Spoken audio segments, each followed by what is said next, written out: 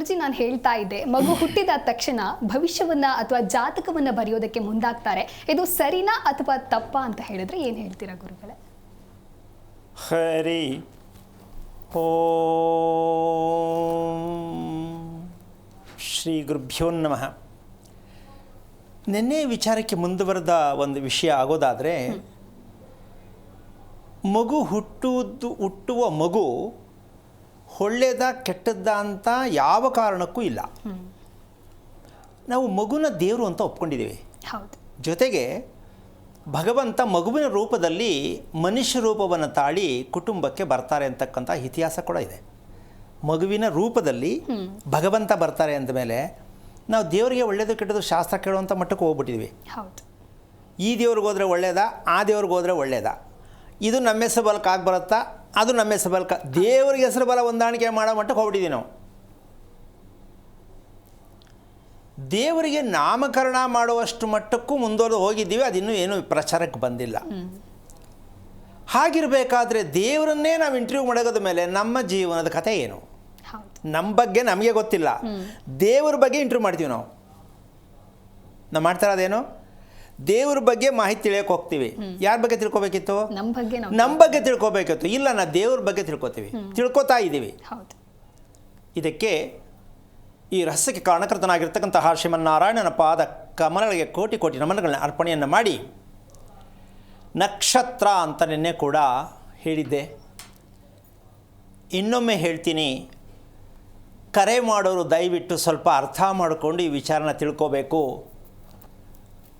ಈ ನಕ್ಷತ್ರ ಏನಕ್ಕೆ ಬಂತು, ಈ ನಕ್ಷತ್ರ ಮಗು ಏನಕ್ಕೆ ಹುಟ್ಟಿತು ಅಂತ ಕೇಳೋರು ಸಿಕ್ಕಾಪಟ್ಟೆ ಜಾಸ್ತಿ ಜನ ಬಂದ್ಬಿಟ್ಟಿದ್ದಾರೆ. ಕಾರಣ ಕೇಳೋದು, ಈ ಮಗು ಏನಕ್ಕೆ ಹುಟ್ಟಿತು, ಅದಕ್ಕೆ ಉತ್ತರ ನಾನು ಹೇಳೋಕ್ಕಾಗಲ್ಲ. ಈ ನಕ್ಷತ್ರ ಏನಕ್ಕೆ ಬಂತು ಅದು ಕೂಡ ನಾನು ಹೇಳೋಕ್ಕಾಗಲ್ಲ. ಯಾಕೆ ಹೇಳೋಕ್ಕಾಗಲ್ಲ ಅಂದರೆ, ಅದು ನಿಮ್ಮದು. ಮಗು ಏನಾಗಿದೆ, ಹೇಗಿದೆ, ಅದು ನೀವೇನೇ ಅಂತ ನಮಗಿನ್ನೂ ಅರ್ಥ ಆಗಿಲ್ಲ. ನನ್ನ ಮಗು ಅಂತ ಹೇಳ್ತಾರೆ, ಆದರೆ ನನ್ನಲ್ಲಿರೋ ಅಂಶ ಮಗುನಲ್ಲಿ ಬಂದಿದೆ ಅಂತ ಒಪ್ಕೊಂಡಿಲ್ಲ. ಇದು ತಿಳ್ಕೊಬೇಕು ಅಂತ ಬೇಡ ಅಂತೇಮ್ಮ. ಆದರೆ ನಮಗೆ ಅರ್ಥ ಆಗ್ತಾ ಇಲ್ವೋ, ಮಾತಾಡೋಕೆ ಗೊತ್ತಾಗ್ತಾ ಇಲ್ವೋ, ಪದ ಬಳಕೆ ಗೊತ್ತಾಗ್ತಾ ಇಲ್ವೋ, ನನಗೆ ಅರ್ಥ ಆಗ್ತಾ ಇಲ್ಲ.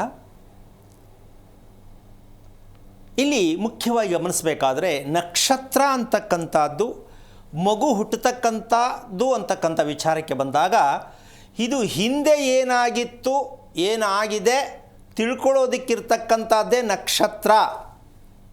ಹಿಂದೆ ಏನಾಗಿತ್ತು, ಏನಾಗಿದೆ ಅನ್ನುವ ಮಾಹಿತಿಯನ್ನು ತೋರಿಸುವುದೇ ನಕ್ಷತ್ರ ಹೊರತು, ನಾವು ಅದನ್ನು ಉಲ್ಟಾ ಮಾಡಿಟ್ಕೊಂಡ್ಬಿಟ್ಟಿದ್ವಿ. ಈ ನಕ್ಷತ್ರ ಹುಟ್ಟಿದ್ರೆ ಮಗು ಹೇಗಿರುತ್ತೆ ನೋಡಿ. ಮತ್ತು ಹೇಳೋರು ಕೂಡ ಈ ನಕ್ಷತ್ರ ಮಗು ಬಂದರೆ ಹೇಗಿರುತ್ತೆ ಅಂತ ಅವರು ಹೇಳ್ತಿದ್ದಾರೆ. ಅಂದರೆ ಹೇಳುವವರಿಗೂ ಕೇಳುವವರಿಗೂ ಇಬ್ಬರಿಗೂ ಕೂಡ ಹಿಂದಿನ ಸತ್ಯ ಗೊತ್ತಿಲ್ಲ, ಗೊತ್ತಾಗಿಲ್ಲ. ಏನು ಹೇಳ್ತೀಯಮ್ಮ? ಅಂದರೆ ಉಲ್ಟಾ ಮಾಡಿಟ್ಕೊಂಡು ನಾವು ಪ್ರಪಂಚದಲ್ಲಿ ಹೋಗ್ತಾ ಇದ್ದೀವಿ ಅಂತ ನಮಗಿನ್ನೂ ಅರಿವು ಯಾವಾಗ ಬರುತ್ತೆ ಅಂತ ನಾನು ಪ್ರಯತ್ನ ಮಾಡ್ತಾ ಇದ್ದೀನಿ. ಜನಗಳಿಗೆ ಯಾವತ್ತೂ ಇದು ಅರ್ಥ ಆಗತ್ತೆ. ಮುಂದೆ ಏನು ಅಲ್ಲ, ಹಿಂದೆ ಏನು. ಮಗು ಏನೇ ತಪ್ಪು ಸರಿ ಮಾಡಿದ್ರೆ ಯಾರಪ್ಪ, ಯಾರ ಮಗ ಇವನು ಅಂತ ಕೇಳ್ತಾರೆ. ಹೌದಮ್ಮ? ಇಂಥವ್ರ ಮಗ ಅಂತ ಕಣು ಅಂತ ಹೇಳ್ತಾರೆ. ಅಂದರೆ ಹಿಂದಕ್ಕೆ ಹೋದರು, ಮುಂದಕ್ಕೆ ಹೋಗಲಿಲ್ಲ. ನಾವು ಮುಂದೆ ಅನ್ನೋದನ್ನು ಪದವನ್ನು ಬಿಟ್ಟರೆ ನಾವು ಬದುಕ್ತೀವಿ. ಮುಂದೆ ಅನ್ನೋದು ಪದವನ್ನು ಬಿಟ್ಟರೆ ನಾವು ಬದುಕ್ತೀವಿ. ಹಿಂದೆ ಏನಾಗಿತ್ತು ಅಂದರೆ, ನಿಜಕ್ಕೂ ಹೇಳ್ತೀನಿ, ತುಂಬ ಕಷ್ಟಕ್ಕೆ ಸಿಕ್ಕಾಕೊಳ್ಳದೆ ಇರತಕ್ಕಂಥ ರೀತಿಯಲ್ಲಿ ಬದುಕೋಕ್ಕೆ ಅವಕಾಶ ಆಗತ್ತೆ. ಜೀವನ ಉತ್ತಮ ಜೀವನ. ಜೀವನ ಯಾವುದು ಅಂದರೆ ನಿಮ್ಮ ಬುದ್ಧಿ ಬಳಸಿ ಬದುಕೋದು. ಉತ್ತಮ ಜೀವನ ಯಾವುದು ಅಂದರೆ ಹಿಂದಕ್ಕೆ ನೋಡಿ ತಿಳ್ಕೊಂಡು ಮುಂದಕ್ಕೆ ಹೋಗೋದು.